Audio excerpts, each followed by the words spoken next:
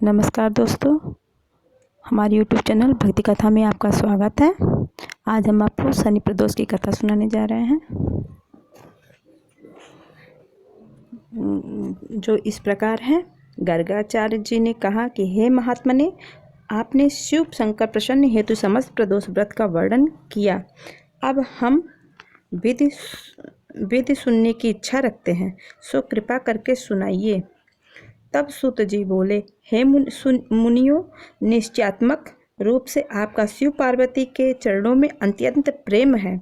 मैं आपको शनि त्रयोदशी के व्रत की विधि बतलाता हूँ, सो ध्यान से सुने। पुरातन कथा है कि एक निर्धन ब्राह्मण की स्त्री दरिद्रता से दुखी सांडिल्य ऋषि के पास जाकर बोली, हे महामुने, मैं अत्यंत दुखी हूँ, दुख निवारण करने का उपाय बतलाइए। मेरे दोनों पुत्र आपकी शरण हैं।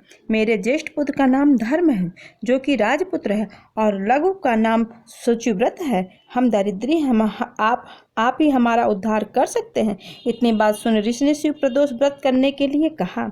तीनों प्राणी प्रदोष व्रत करने लगे। कुछ समय पश्चात प्रदोष व्रत आया। तीनों ने व्रत का संकल्प लिया। छोटा लड़का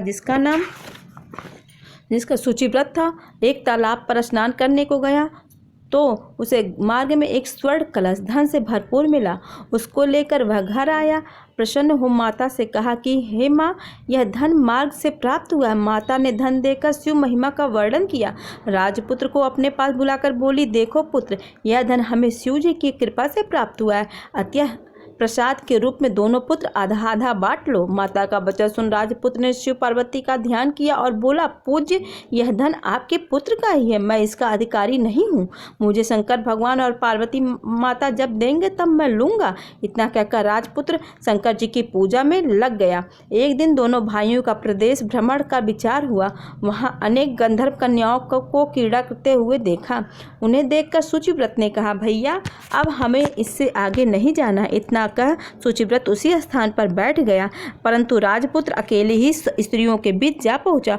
वहां एक स्त्री अति सुंदरी राजकुमार को देखकर मोहित हो गई और राजपुत्र के पास जा पहुंचकर कहने लगी कि हे सखियों, इस वन के समीप ही जो दूसरा वन है, तुम वहां जाकर देखो। भांति भांति के पुष्प खिले हैं, वहां सुहावना समय है, उसकी शोभा देखकर आओ। मैं यहाँ बैठती हूँ, मेरे पैर में बहुत पीड़ा है। यह सुन सब सखी दूसरे वन में चली गई। वह सुंदर राजकुमार की ओर देखती रही। इधर राजकुमार भी कामुक दृष्टि निहारने लगा। युवती बोली, आप कहाँ रहते हैं? बहन में कैसे पधारे? किस राजा के पुत्र? क्या नाम है? राजकुमार बोला, मैं विदर्भ नरेश का पुत्र हूँ। आप अपना परिचय दें। युवती बोली, मैं विद्रविक नाम गंधर्व की पुत्री हूँ। मेरा नाम अंशुमती है। मैंने आपकी मन स्थिति को जान लिया है कि आप मुझ पर मोहित है। विधाता ने तुम्हारा संयोग मिलाया। युवती मोतियों का हार राजकुमार के गले में डाल दिया। राजकुमार हार स्वीकार करते हुए बोला कि हे भद्रे, मैंने आपका उपहार स्वीकार कर लिया है, परंतु मैं निर्धन हूँ। राजकुमार के इन वचनों को सुनकर गंधर्व कन्या बोली कि मैं जैसा कह चुकी हूँ वैसा ही करूंगी। अब आप अपने घर जावें। इतना कहकर गंधर्व कन्या सखियों से जा मिली। घर जाकर राजकुमार के शुचिव्रत को सारा वृत्तांत सुनाया। जब तीसरा दिन आया तब राजपुत्र शुचिव्रत को लेकर उसी वन में जा पहुंचा। वही गंधर्व राज अपनी कन्या को लेकर आ पहुंचा। इन दोनों राजकुमारों को देखकर आसन देके कहा, मैं कैलाश पर गया था।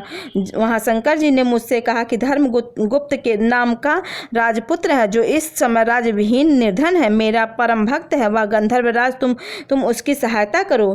हे गंधर्व, तुम इसकी सहायता। मैं महादेव जी की आज्ञा में इस कन्या को आपके पास लाया हूँ। आप इसका निर्वाह करें। मैं आपकी सहायता कर राजगद्दी पर बैठा दूंगा। इस गंधर्व राज ने कन्या का विधिव्रत विवाह कर दिया। विशेष धन और सुंदर गंधर्व कन्या को पाकर राजपुत्र अति प्रसन्न हुआ। भगवान की कृपा से शत्रुओं का दमन करके राज्य का सुख भोगने लगा। हे भगवान, जैसे उस पर कृपा की उसे सब पे करना। अगर आपको हमारा वीडियो पसंद आता हो तो वीडियो को लाइक कीजिए, सब्सक्राइब कीजिए। ओम नमः शिवाय।